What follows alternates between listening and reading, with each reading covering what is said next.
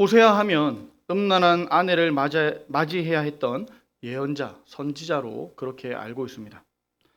호세아서의 내용은 하나님을 떠나 타락과 우상 숭배를 일삼는 이스라엘 백성을 끝까지 포기하지 않으시는 하나님의 사랑 이야기입니다.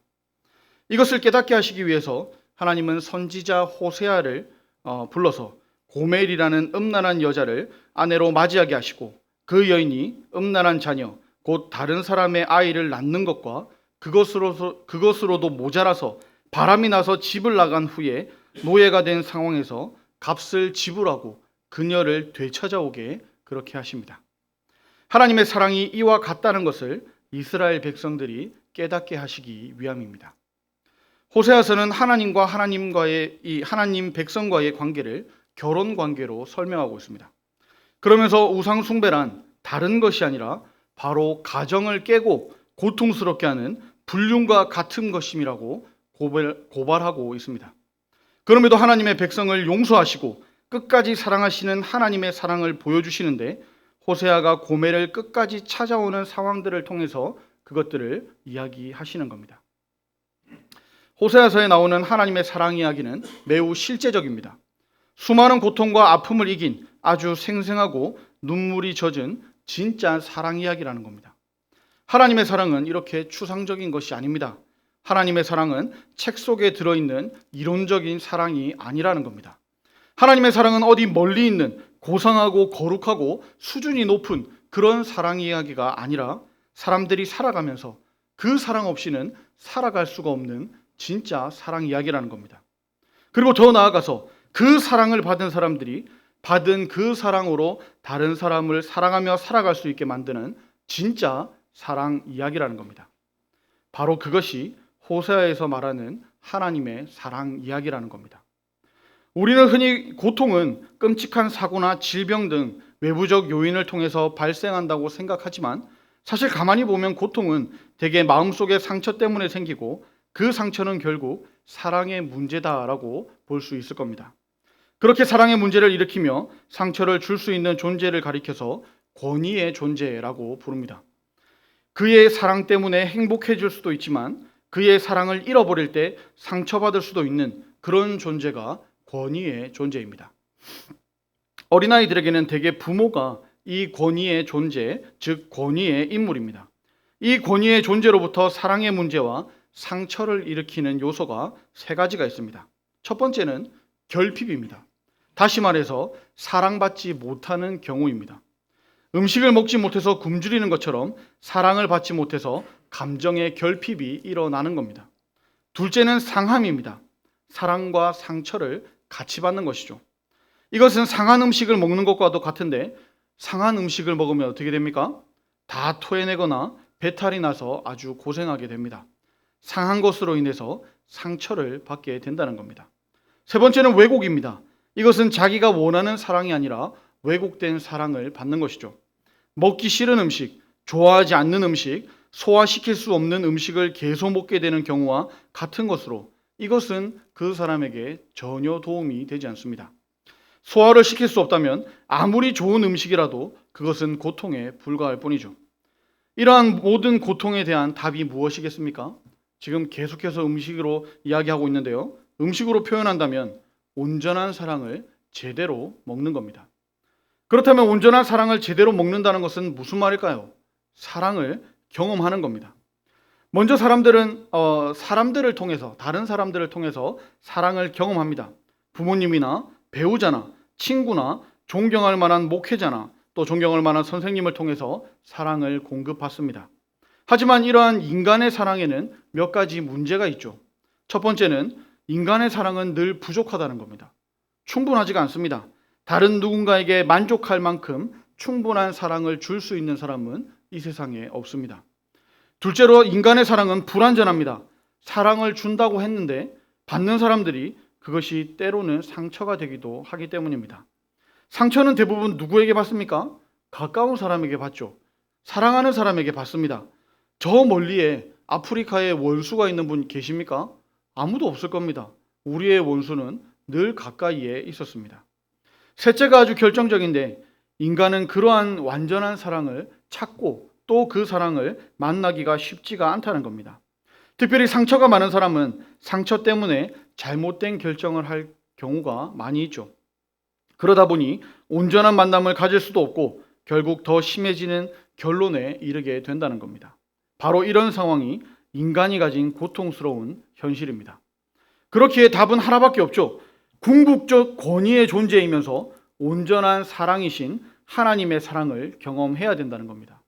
이것은 모든 인류와 문화와 종교를 뛰어넘는 것이며 이 세상에 살아가는 모든 사람들에게 해당되는 진리입니다. 인간은 하나님의 사랑을 온전히 받아야 됩니다. 또한 그 사랑 가운데 살아가야 합니다. 그래서 성경이 강조하는 것이 바로 하나님의 사랑인 것이죠. 그렇다면 사랑이신 하나님을 우리가 어떻게 체험할 수가 있을까요? 성경은 회개해야 한다고 우리에게 알려줍니다. 그런데 회개는 뉘우치는 것으로 끝나는 것을 말하는 게 아닙니다. 회개는 그 하나님의 사랑으로 돌아가는 것을 말하는 겁니다. 예수님과 세례 요한이 외친 회개가 근본적으로 달랐던 점이 바로 이것에 있습니다. 세례 요한이 말한 회개가 뉘우침이었던 반면에 예수님이 말씀하신 회개는 하나님의 사랑으로 돌아가는 것이었습니다. 누가복음 15장 돌아온 탕자의 비유는 예수님의 회개 이야기 중에서 가장 유명하죠. 그 이야기의 절정이 무엇이었습니까? 탕자의 뉘우침이 아닙니다. 탕자의 뉘우침은 그 과정 중에 하나입니다. 그가 뉘우친 다음에 아버지에게 돌아가서 회복되는 것이 절정입니다. 그게 진짜 회개라는 것이죠.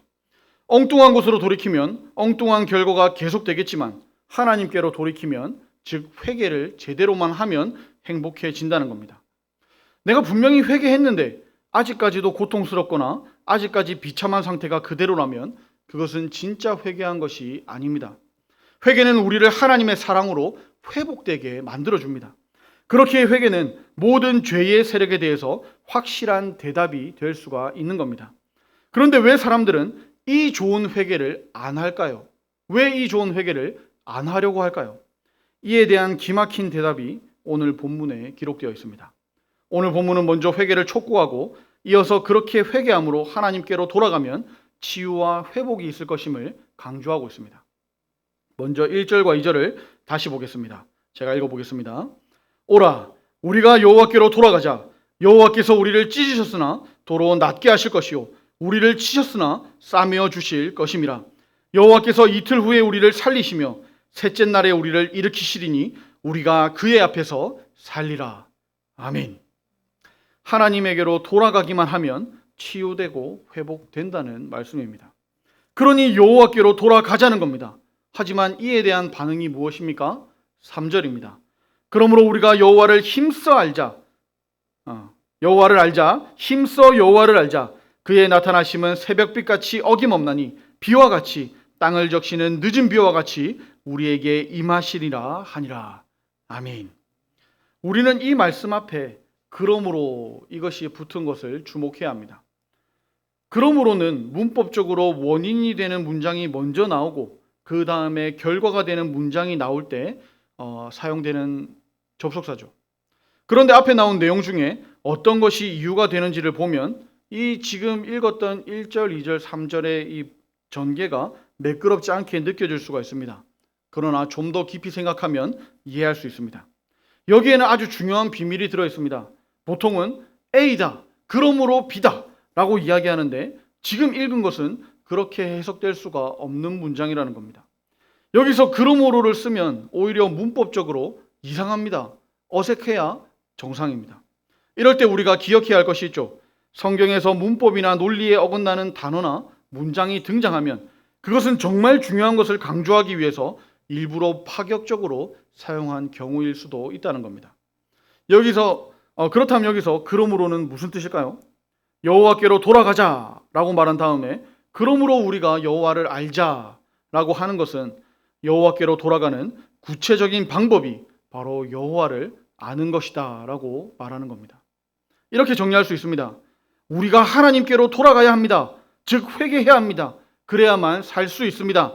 그러므로 여호와를 알자, 여호와를 힘써 알자라고 하는 것이죠.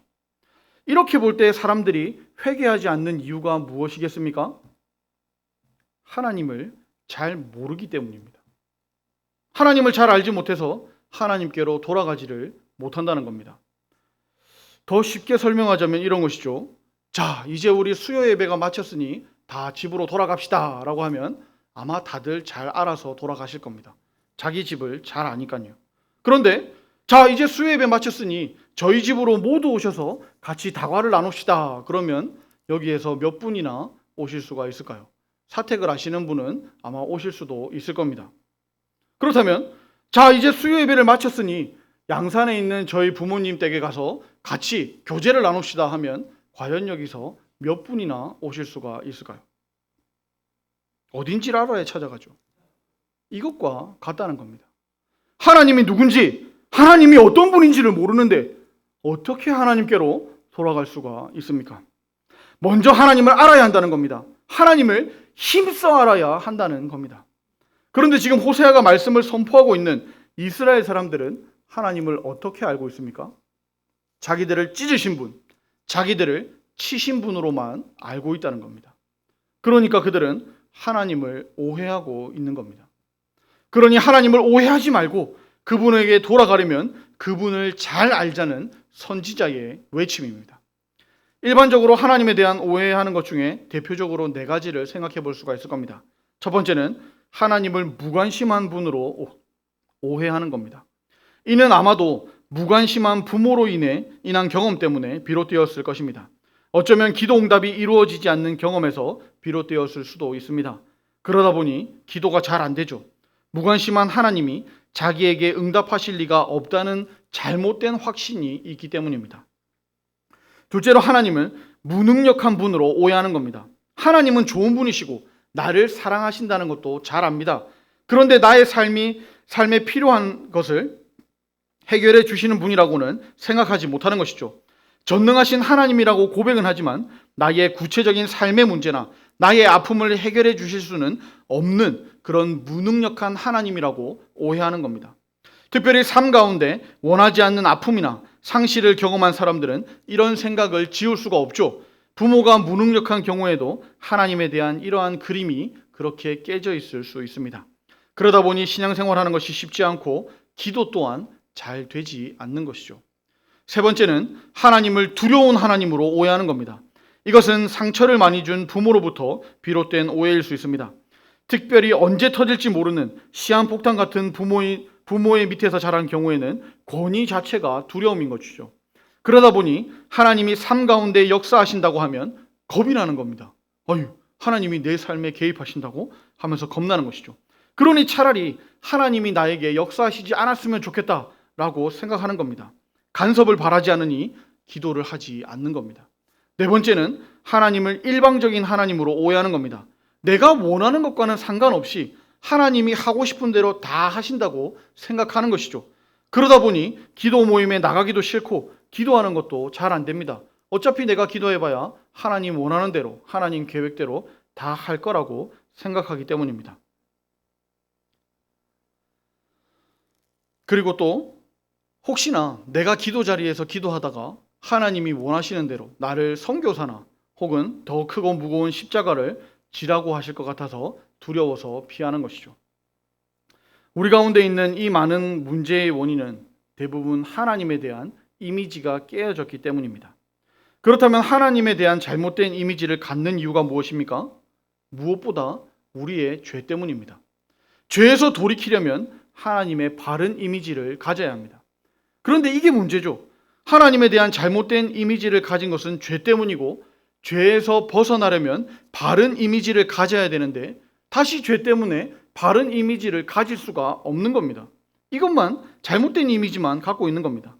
이것은 무서운 악순환이며 이것이 계속되어서 사람들이 거기에서 헤어나지 못하는 것이 인간이 경험하는 모든 고통스러운 현실입니다. 현실의 모든 죄의 문제는 그런 악순환에서 계속됩니다. 그런데 우리가 가진 신앙에 바로 이러한 악순환을 깨는 능력이 있다는 겁니다. 세상에서는 그 어떤 것으로도 영적 악순환을 깰 수가 없습니다. 어떤 노력으로도 되지가 않습니다. 그러나 신앙은 다릅니다. 신앙은 반드시 이 악순환을 깨어버립니다. 호세아는 그러한 영적 악순환을 보았고 하나님을 향한 신앙으로 악순환을 깰 수 있다는 것을 알았기 때문에 이렇게 담대하게 선포하고 있는 겁니다. 호세아는 이것이 회개라고 외치며 바로 이것이 영적 회복을 일으킨다고 선포하고 있는 겁니다. 영적인 악순환을 끊으려면 이러한 영적 결단이 필요합니다. 죽어도 하나님 앞에서 죽겠다는 결단이 있을 때 이 악순환을 깨버릴 수가 있다는 겁니다. 바로 이것이 믿음입니다. 그렇다면 믿음의 어떤 노력들이 이러한 악순환을 끊을 수가 있을까요? 무엇보다 예배로 가능합니다. 정말 예배 드리고 싶어서 하는 경우도 있지만 예배 드릴 수 없는 힘든 마음일 때가 많죠. 하지만 그럼에도 불구하고 예배 드리는 가운데 마음이 바뀌고 은혜를 체험하게 된다는 겁니다. 성경 공부도 그렇습니다. 정말 힘들고 이해되지도 않고 현실적으로 보이지 않아도 하나님의 말씀 속에서 삶의 문제에 대한 대답을 발견해 나가는 겁니다. 성도 간의 교제도 그렇습니다. 정말 좋아서 교제하는 경우도 있겠지만 사랑하기로 결정했기 때문에 사랑스럽게 보는 거죠. 섬기기로 결정했기 때문에 아름답게 보이고 그 안에서 천국을 나타내는 겁니다. 그런데 악순환을 끊어내는 것보다 더 강력한 최고의 영적 결단이 또 있습니다. 그것은 기도입니다. 더 구체적으로 말하면 회개의 기도입니다. 회개는 곧 돌이키는 것인데 돌이키는 행위도 중요하지만 그 방향, 곧 어디로 돌이키느냐가 정말 중요합니다. 잘못된 데서 또 다른 잘못된 데로 돌이키면 큰일이기 때문입니다. 진짜 회개는 다른 곳이 아니라 하나님께로 돌이키는 겁니다. 이를 위해 호세아의 기도를 배웠으면 좋겠습니다. 우리 다시 1절을 한번 보실까요? 오라, 우리가 여호와께로 돌아가자. 여호와께서 우리를 찢으셨으나 도로 낫게 하실 것이요 우리를 치셨으나 싸매어 주실 것임이라. 이것을 저는 그럼에도 기도라고 부르고 싶습니다. 이 상황을 보면 마치 하나님이 나를 버리신 것처럼 느껴지지만, 나에게 관심이 없는 것처럼 느껴지지만, 어떨 때는 하나님이 안 계신 것처럼 느껴지지만 그럼에도 계속 기도하는 겁니다.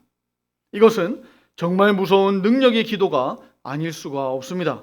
이 그럼에도 기도를 통해서 수많은 신앙의 사람들이 응답의 보물을 발견했습니다. 그 보물이란 여전히 나를 사랑하시는 하나님의 사랑, 나를 향한 막을 수도 없고 끊을 수 없는 하나님의 사랑, 결코 사라지거나 중단되지 않고 계속되는 하나님의 사랑을 발견하는 겁니다.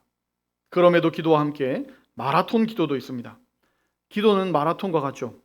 그래서 기도해도 안 되나 보다 하고 생각하는 그 순간에도 여전히 계속해서 기도하는 겁니다. 물론 한순간 짧고 굵게 기도할 수도 있습니다. 그러나 기도는 그것이 다가 아니죠. 기도는 중단하지 않고 계속 기도하는 겁니다. 마라톤 선수가 달리다가 멈춰 서는 것을 보신 적 있으십니까? 멈추면 그 경기에서 좋은 성적을 거두기가 힘들 겁니다. 우리 인생이 마라톤과 똑같지는 않지만 비슷하죠. 꾸준히 멈추지 않고 또 이 힘든 오르막길이 나올지라도 천천히라도 계속해서 그냥 가는 겁니다. 그래서 오늘 본문 다음 장인 7장에서 호세아는 그 유명한 화덕의 비유를 이야기합니다. 7장 6절에서 7절입니다. 제가 읽어보겠습니다. 그들이 가까이 올 때에 그들의 마음은 간교하여 화덕 같으니 그들의 분노는 밤새도록 자고 아침에 피우는 불꽃 같도다. 그들이 다 화덕같이 뜨거워져서 그 재판장들을 삼키며 그들의 왕들을 다 엎드러지게 하며 그들 중에는 내게 부르짖는 자가 하나도 없도다. 남유다는 다윗의 후손 중에서 계속 왕이 나왔지만 북이스라엘은 툭하면 쿠데타가 일어나서 죽이고 또 죽이는 그런 역사가 계속되었습니다. 그래서 왕을 죽이고 새 왕을 세우겠다는 사람들이 계속 나오는 겁니다. 그것을 여기에서 이렇게 말하는 겁니다. 반역해서 지금의 왕을 죽이고 새 왕을 세우자는 사람들이 마치 달아오른 화덕처럼 뜨거운 열정을 가지고 자기의 음모를 이루어 간다는 겁니다. 악한 일을 하는 사람들도 이렇게 뜨거운 열정으로 하는데 기도야말로 이런 뜨거운 열정보다 더 뜨겁게 기도해야 되지 않겠느냐는 겁니다. 기도는 맹렬한 불꽃으로 화덕을 뜨겁게 달구듯이 기도의 화덕이 늘 달구어져 있어야 합니다. 그것이 아름다운 기도입니다. 그러다 보면 결정적인 순간에, 즉 하나님의 때에 역사가 일어나게 될 겁니다. 참된 믿음에서 나오는 참된 기도가 무엇입니까? 그럼에도 기도와 마라톤 기도입니다. 이게 아닌 것 같아도, 당장에는 눈에 보이지 않는 것 같아도 하나님의 때에 하나님의 역사가 일어날 것을 믿고 기도의 화덕을 달구면서 뜨거운 열정을 가지고 계속해서 기도하는 겁니다. 우리가 이렇게 기도할 수 있는 근거가 있죠. 우리의 본이 되신 분이 계십니다. 바로 예수 그리스도입니다. 예수님께서 이렇게 기도하고 계십니다. 물론 상황은 우리와 정반대이지만 계속해서 끝까지 기도하십니다. 무엇을 위해서 기도하십니까? 부활하사 하늘 보좌 우편에서 우리를 위해 중보기도 하시는 겁니다. 하늘의 거룩함을 사모하기보다 이 땅의 세속적인 것을 쫓는 우리를 위해서 계속해서 중보기도 하시는 겁니다. 하나님 앞에서 살아야 되는데 하나님 뒤에 있는 것처럼 생각하고 말하고 행동하는 우리를 위해서 끝까지 계속해서 중보기도 하시는 겁니다. 우리도 이러한 예수님의 기도를 본받아서 영적인 악순환을 끊어버리고 우리의 삶 속에서 아름다운 하나님의 승리를 만들어내는 저와 여러분들이 되었으면 좋겠습니다. 오늘 말씀을 정리하겠습니다. 하나님 말씀에 불순종한 이스라엘은 하나님의 징계를 받았습니다. 그러나 하나님은 하나님의 성품인 사랑과 긍휼을 앞세워서 그들에게 회복의 기회를 주십니다. 하나님과의 관계를 회복하기 위해서는 하나님이 원하시는 삶이 무엇인지를 깨닫고 그대로 살아야 합니다. 즉 인애를 행하고 하나님을 알아가는 겁니다. 그리고 그 하나님께 기도하는 겁니다. 오늘 기도의 자리에 잘 나오셨습니다. 함께 하나님을 알고 하나님께 기도하는 저와 여러분들이 되기를 축복합니다. 우리 함께 찬송가 96장을 찬양하도록 하겠습니다.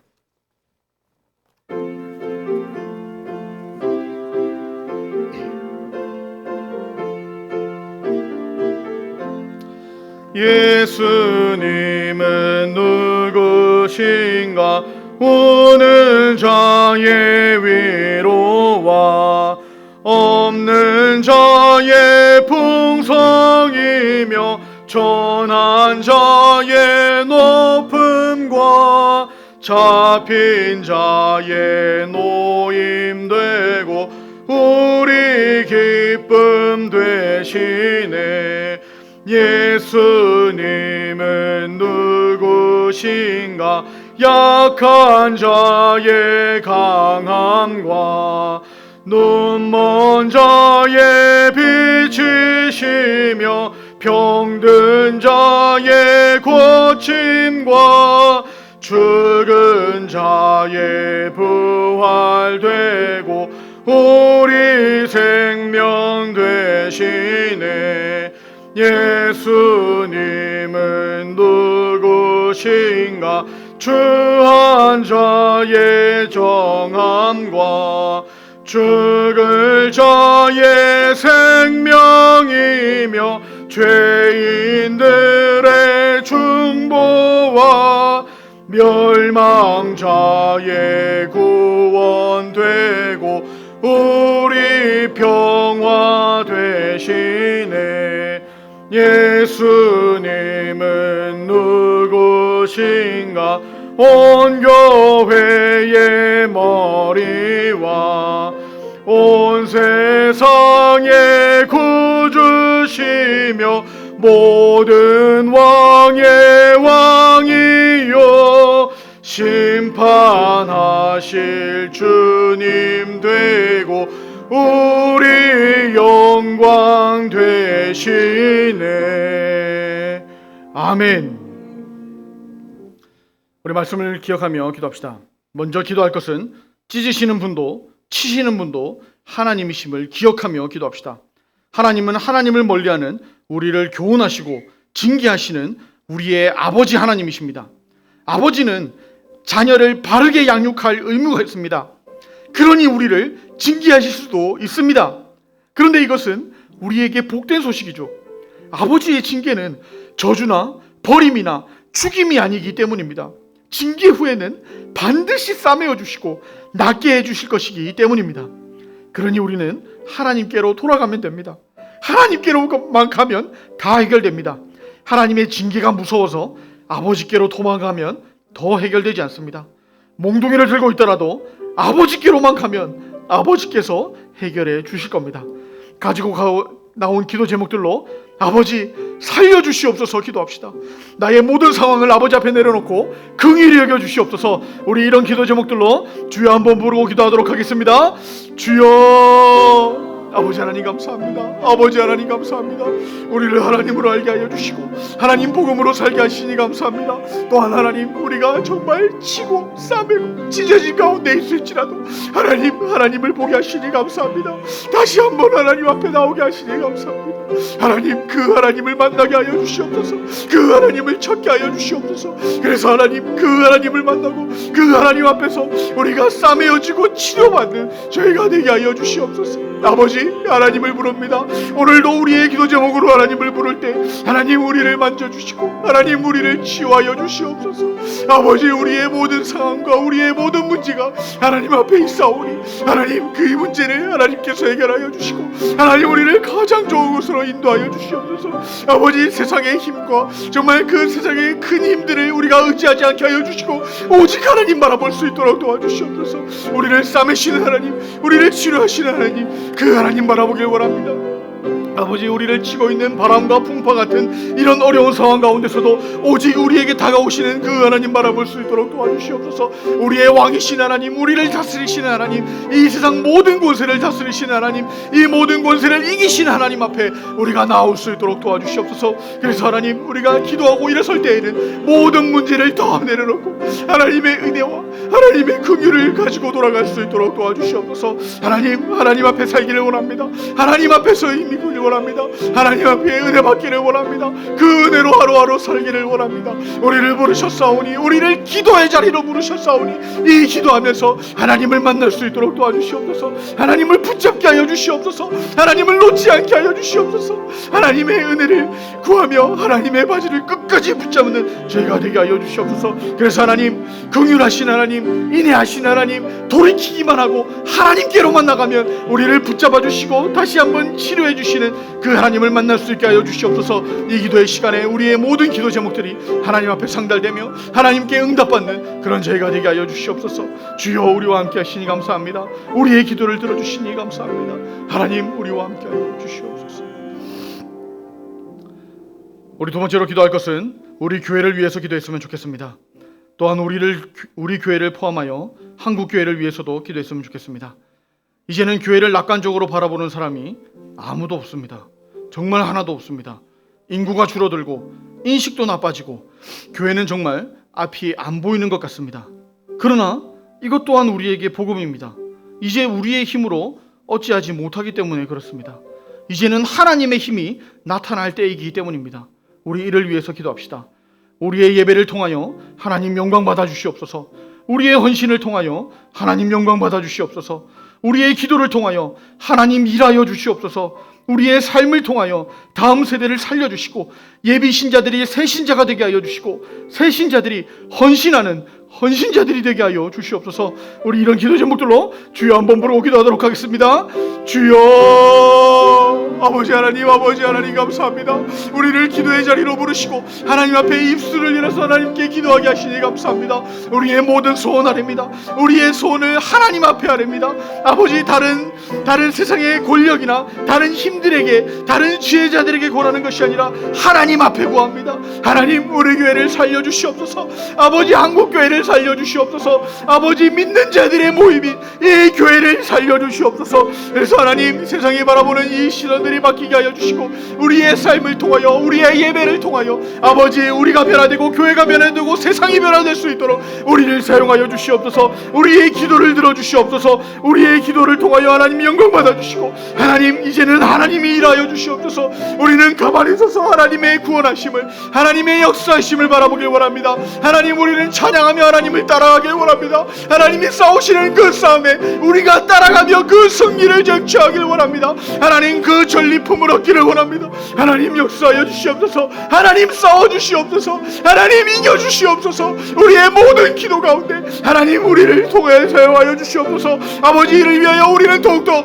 전신갑주로 무장하고 말씀으로 무장하고 하나님 앞에 서기를 원합니다. 이 세상 앞에 서기를 원합니다. 가장 두려운 이 세상 앞에 우리가 가장 앞에 서기를 원하오니 아버지, 우리의 삶을 사용하여 주시옵소서. 우리의 모습을 통하여, 우리의 이 연약한 모습을 통하여 하나님 다음 세대가 우리와 같이 전신갑주를 입게 하여 주시고 우리와 같이 말씀을 들게 하여 주시옵소서. 우리의 이 모습을 통하여 예비 신자들이 새 신자가 되게 하여 주시고 교회에 초청받아 나오게 하여 주시고 교회에 온 사람들이 다 신자가 되게 하여 주시고 이 신자들이 이제는 헌신하는 헌신자들 되게 하여 주시옵소서. 그래서 날이 가면 날이 갈수록 이 연약한 복음을 통하여 더욱더 강한 하나님의 나라를 이루어갈 수 있기를 원합니다.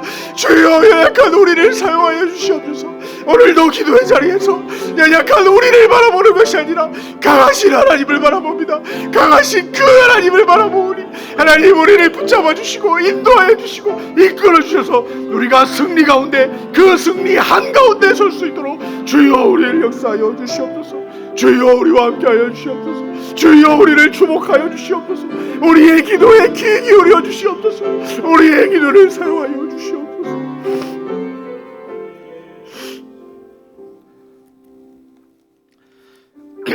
우리 계속해서 주보에 있는 기도 제목으로 기도하도록 하겠습니다.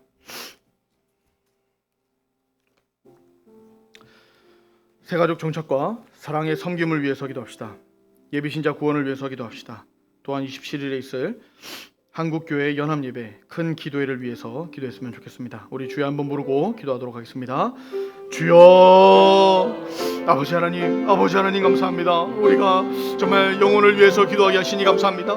나만 잘 먹고 잘 사는 것에 기도하는 것이 아니라 정말 이 잃어져가는 영혼, 잃어버린 영혼들, 정말 구원받아야 될 그 영혼들을 위해서 기도하게 하시니 감사합니다. 하나님의 이 복음 사역에 우리도 기도로 동참하게 하시니 감사합니다. 우리 교회에 새 가족들을 많이 보내주시고 그들이 정착할 수 있도록 우리가 사랑으로 섬기게 하여 주시옵소서. 우리가 받은 그 사랑, 정말 호세아에서 본 하나님의 그 신실하시고 끝없는 사랑, 한없는 사랑을 우리도 새 가족을 통하여 정말 사랑을 섬김할 수 있도록 도와주시옵소서. 아버지, 또한 우리가 예비신자를 작정하고 나아갑니다. 아버지, 이 작정하고 기도하는 가운데 하나님 함께 하여 주셔서 그들을 정말로 사랑으로 기도하게 하여 주시고 사랑으로 복음을 전하게 하여 주시고 사랑으로 나아가게 하여 주시옵소서. 주님, 우리를 들어 사용하여 주시옵소서. 우리의 삶을 통하여, 우리의 언어 행실을 통하여, 우리의 모습을 통하여, 얼굴을 통하여 아버지, 우리가 이 복음을 받은 자로, 복음 전달자로 살아갈 수 있도록 도와주시옵소서. 그들의 영혼 구원이 우리 손에 달려있음을 우리가 기억하며 그들을 위해 기도하며 나아가는 저희들 되게 하여 주시옵소서. 특별히 하나님, 서울에서 27일날 한국연합예배 또한 큰 기도회가 있습니다. 아버지, 이 예배 가운데 하나님 주인 되어주시고 하나님 정말 하나님 이것을 다스려 주셔서 이 모임 가운데 하나님 임재하여 주시고 아버지, 다른 것이 드러나지 않도록 오직 하나님의 영광만 드러날 수 있도록 도와주시옵소서. 아버지, 하나님을 사랑하는 자가 얼마나 많은지, 하나님을 예배하는 자가 얼마나 많은지, 하나님의 그 말씀을 믿는 자가 얼마나 많은지 아버지, 세상이 놀라게 하여 주시고 아버지, 우리도 놀라게 하여 주셔서 아버지, 정말 하나님의 크신 사랑이 드러나는 자리만 되게 하여 주시옵소서. 아버지, 이것이 우리의 힘이 되는 것이 아니라 하나님이 우리의 힘이 되는 자리가 되게 하여 주시옵소서. 얼마나 많이 모이는 것이 우리의 자랑이 아니라 하나님이 우리의 자랑이 되는 자리가 되게 하여 주시옵소서. 그래서 온전히 하나님을 찬양하고 하나님을 높이고 마음껏 목 놓아 하나님께 부르시고 정말 모든 능력이, 모든 힘이, 모든 싸움의 승리가 하나님께 있음을 고백하는 자리가 되게 하여 주시옵소서. 아버지, 그 모인 자들에게 하나님 은혜 베풀어 주시옵소서. 하나님이 왕이신 것을, 하나님이 다스리시는 것을, 하나님께서 가장 선한 길로 우리를 이끌어 가신다는 것을 기억하는 자리가 되게 하여 주시옵소서. 하나님이 치실지라도, 하나님이 찢으실지라도 그것은 하나님의 손에 달려있는 것이고 그 이후에 하나님이 다시 한번 싸매어 주시고 하나님이 치료하신다는 것을 우리가 기억하며 그것을 고백하며 그것을 세상 사람들에게 선포하는 그런 자리가 되게 하여 주시옵소서. 아버지, 이를 위해 기도하는 자들이 많이 있습니다. 아버지, 우려하는 자들도 많이 있습니다. 이 모든 마음들 다 하나님을 위한 마음이오니 하나님 기도하는 가운데 하나님 은혜를 더하여 주시고 하나님의 가장 선한 길로 우리를 이끌어가 주시옵소서. 아버지 하나님, 감사와 찬양을 올려드립니다. 하나님을 오해해서 하나님을 멀리하거나 하나님께 도망가지 않도록 도와주시옵소서. 하나님을 바르게 알아서 하나님을 더욱 가까이 하는 저희와 저희 교회가 되게 하여 주시옵소서. 찢으시는 분도, 낫게 하시는 분도, 치시는 분도, 싸매어 주시는 분도 다 하나님이시라는 사실을 기억하며 그럼에도 기도하게 하시고 끝까지 마라톤 기도하게 하여 주시옵소서. 하나님을 알기를 원합니다. 성경을 읽을 때, 말씀을 들을 때, 성경 공부할 때 하나님을 우리에게 알려주시옵소서. 하나님을 우리에게 알려주시고 하나님을 우리에게 가르쳐 주신 예수 그리스도의 이름으로 기도합니다. 아멘.